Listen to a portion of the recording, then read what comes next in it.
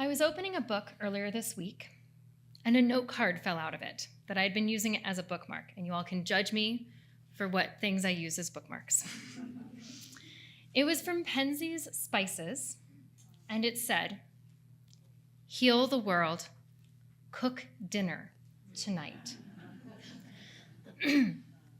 This phrase beautifully articulates the idea that if we honor our bodies and those of the people around us, feed ourselves physically through more than just food, the world will be healed. As I mentioned earlier in this service, our society doesn't value our bodies, the bodies of the people around us, or the Earth's body. Most of our education and experiences have told us to value our minds first or only.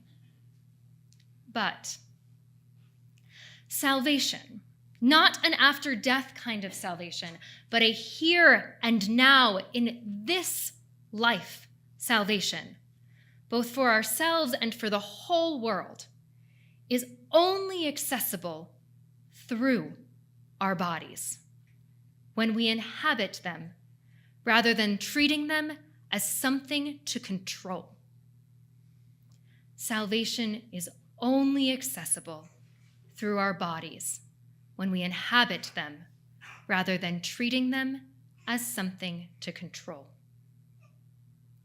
When I worked as a massage therapist, there was one regular client who was a lovely person. I would have loved to grab a cup of coffee with her, but I hated seeing her on my schedule because her body was harder to massage than the wall.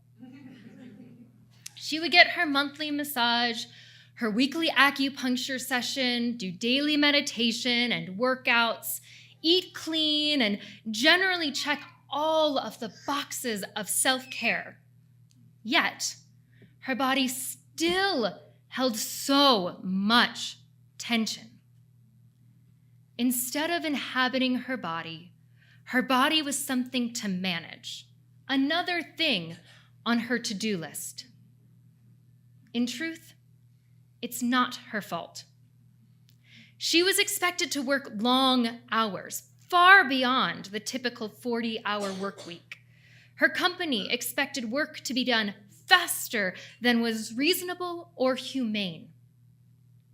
Taking a lunch break away from her desk long enough to eat and daydream was so far from a possibility that she didn't even daydream about it.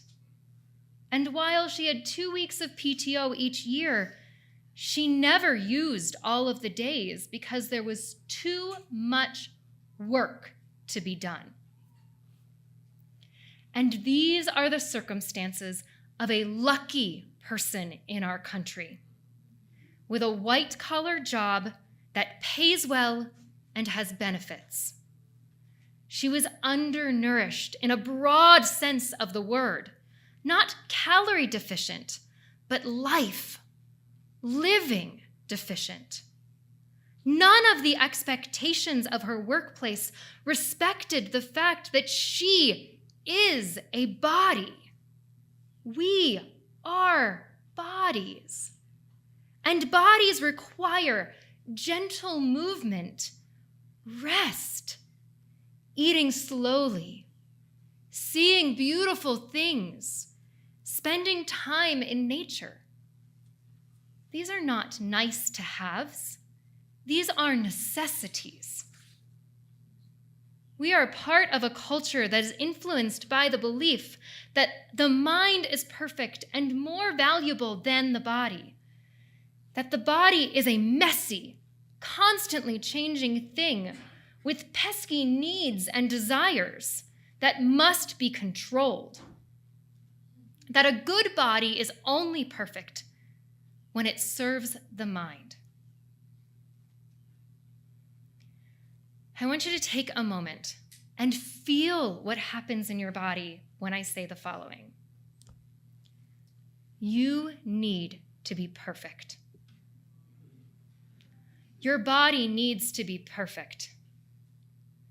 You need to be perfect and controlled. For me, I feel my shoulders clench in several inches closer toward my spine. My tummy squeezes in and up. My throat tightens in a way that feels like both nausea and like I cannot take a full breath. Now I want you to hear this. Your body, you, are accepted just as you are. What does that feel like? For me, I can feel my back more. My belly relaxes. My breaths deepen. My body has weight again. I can feel my feet on the ground beneath me. We live in a culture that says our bodies need to be controlled. And because of this, we literally clench in and up, away from the earth, and lose our connection to it. We lose connection with our physical selves and the physical selves of others.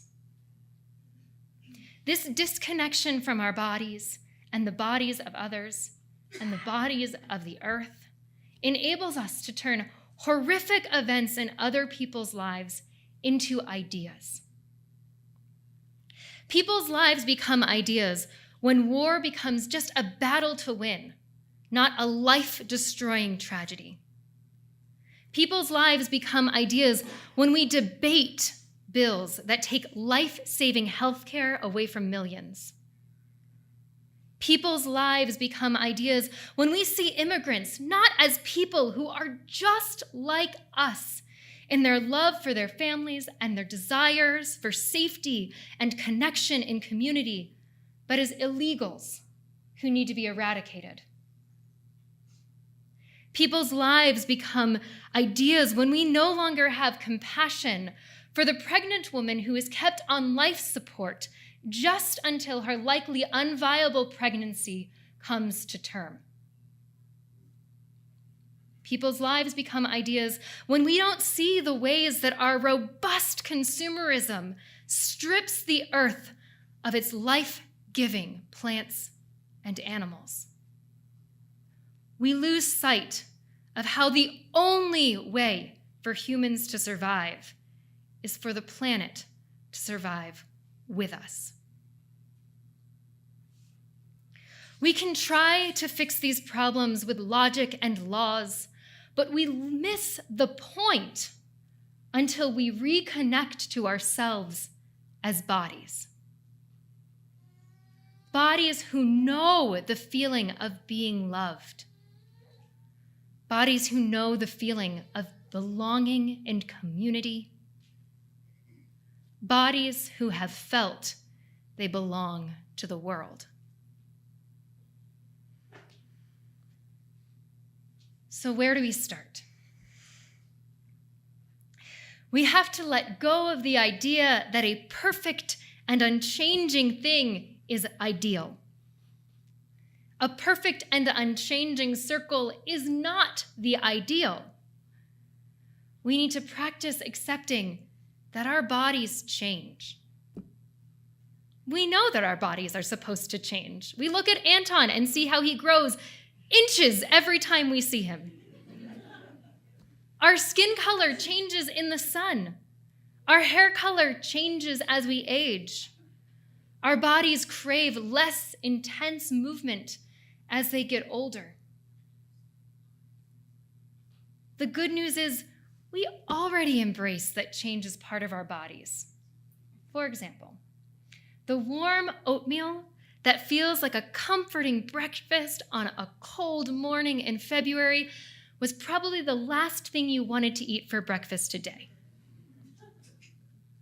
Our bodies know that what they need changes, and sometimes we listen. Another starting point is to release perfection by accepting our bodies and allowing ourselves to fully inhabit them. me and Emily could offer a whole retreat on this, and then all of us in this room could spend the next 1,000 years continuing to learn about it. But a simple invitation is the first 4 lines of Mary Oliver's Wild Geese. You do not have to be good. You do not have to walk on your knees for 1,000 miles through the desert repenting.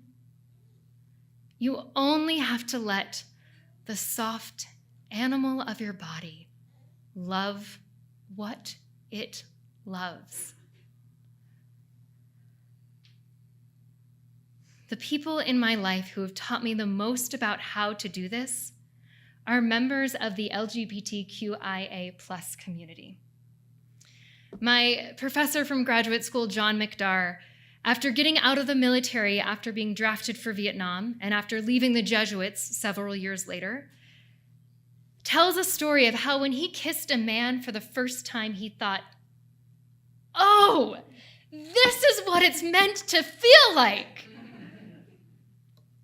My friend Muggsy delights in the phrase from Genesis, male and female, God created them. And they feel in their soul, yes, I am male and female. My college theater director, Rebecca, who after living 20 plus years of her life as a man, celebrated her transition with a mikveh in Lake Michigan, which is a Jewish ritual bath attended by all of her female relatives to ensure that her spiritual past was included in her future. But more than these individual stories or the idea of these people, it's the lived experience of how I've felt in their presence that has made such an impact. Their internal and external acceptance of their bodies, experiences, and loves is what offers acceptance to those around them. And there are people like that in your life too. Pride is a celebration of queerness. And part of what it celebrates is saying yes to inhabiting one's body rather than controlling it in the way society says one should. These individual acts of saying yes to who and how we love are salvific acts. They save the world. We can all save the world. None of us is perfect. None of us is unchanging. We are not perfect circles. We are bodies. Bodies that love. Bodies that know what they need if we listen.